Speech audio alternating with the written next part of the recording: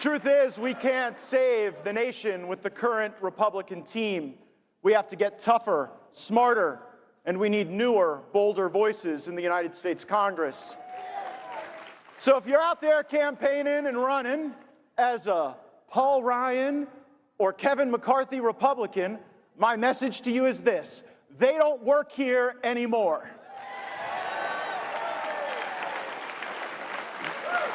CNN is accusing me of wiping out institutional knowledge. But if you had knowledge of some of my coworkers and how they made decisions, you'd want to put them in the institution. The next phase of our plan is to replace the droves of retiring members with America First patriots.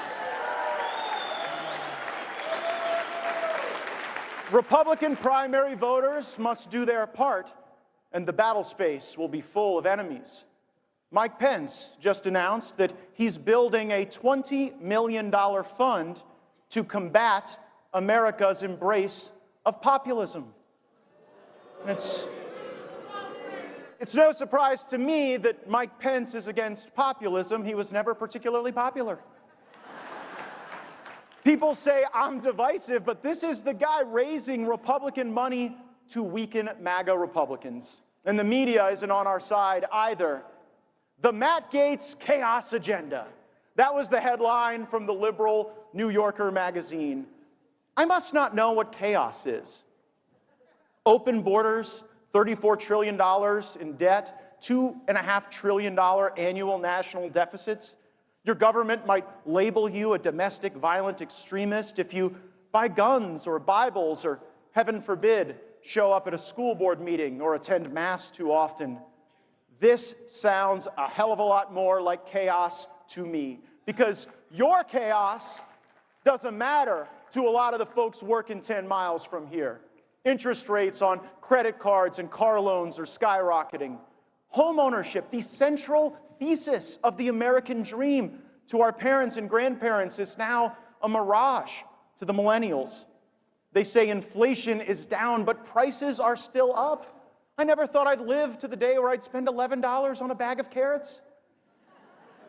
Chaos for lawmakers is having to write budgets and take tough votes. The chaos they are willing to inflict on your life is changing things for the worse. I actually want orderly things like budgets that balance, single-subject spending bills, term limits, block grant Medicaid, drill for oil, export liquefied natural gas to anyone willing to buy it in dollars, demand that, I don't know, if the government wants to spy on Americans, they should have to get a warrant, and we should secure the southern border. Does that sound like chaos? Or the orderly administration of this country that you deserve? Now, Democrats, they believed in these things some point between 20 years and like 20 minutes ago. Now, they are the party of forever wars abroad, high prices, low tea, and reverse racism here at home. And by the way, speaking of racism, if it is not racist to ask for an ID for a hunting license or a fishing license, then it is not racist to ask for an ID to vote in any election, in any jurisdiction, in a free country, the United States of America.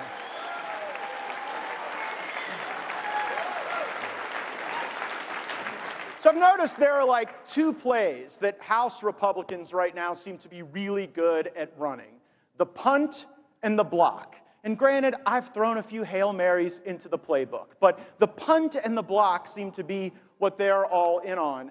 We blocked the terrible Langford amnesty bill in the United States Senate, but we punted on needed spending cuts. We blocked Mitch McConnell's desire to deficit spend to fund the wants of nations oceans away, but we punted on chronically needed reforms to the abuse of the FISA process where Americans were being spied on. We blocked more money to Ukraine for now, and we punted Kevin McCarthy, who authorized $115 billion to Ukraine that we now see slushing around the money laundering capitals of the world.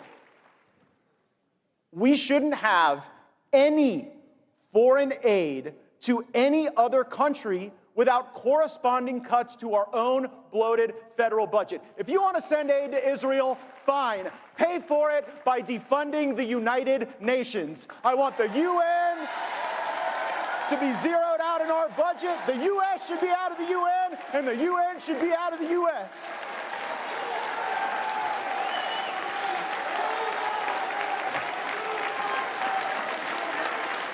How about that? How about take the money away from the entity that had some of their own people attacking and killing Israelis? Seems like a good offset. I know we've heard a lot about Alexei Navalny's death recently. Tragic. You should be allowed to oppose the ruling party in your country without risk of poison or prison or death.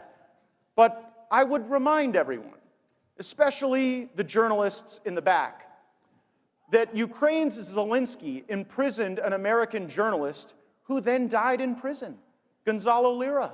Not only that, but Zelensky supports outlawing an entire religion, the Ukrainian Orthodox Church.